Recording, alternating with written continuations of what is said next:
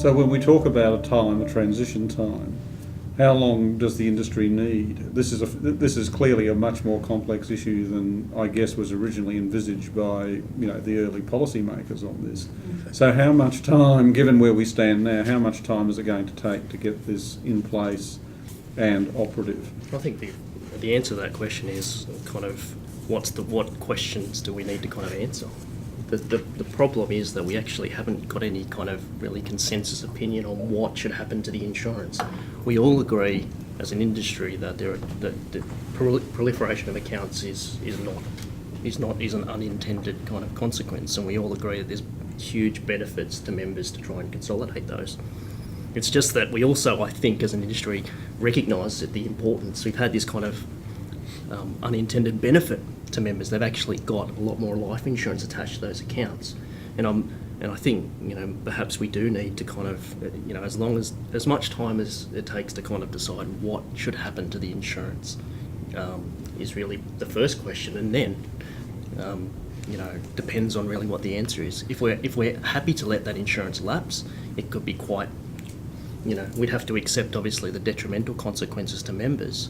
But it'd be a fairly easy kind of solution. It wouldn't take long at all.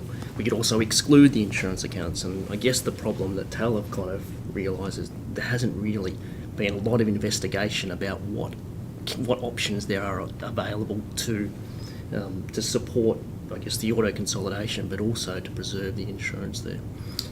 I don't think we should be, though, an industry that drags some of these reforms out, and we've seen others do it in associated industries. And we've seen this industry do it through inactivity. To my mind, the answer to many of these things is disclosure to the individual.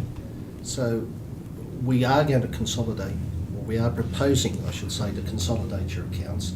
It shouldn't be a ticker box exercise or silence means automatically.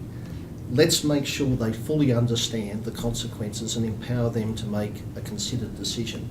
So I think I agree with what's been said here. Insurance is one of the key issues to auto-consolidation. Explain that doubling up on salary continuance insurance, for instance, achieves very little.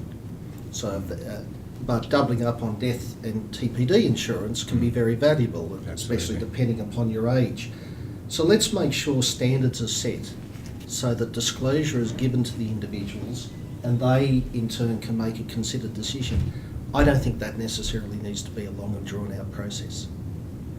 I'm not convinced that the industry has really debated this enough, to be honest. And I agree. I take Russell's point about us not prevaricating, but what is the objective? And that is to protect people's superannuation.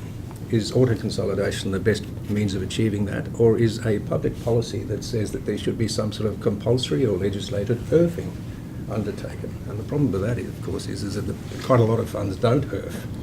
I could name some very large industry funds with some very large percentages of inactive versus active memberships. That's in the public domain. But if the policy is to protect super, then put it into an ultra low cost environment and allow the individual then to determine whether or not they want to consolidate themselves.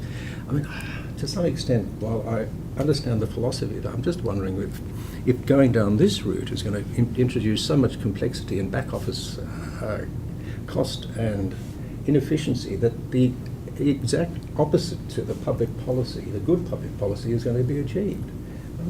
What are we doing here at the end of the day? Is the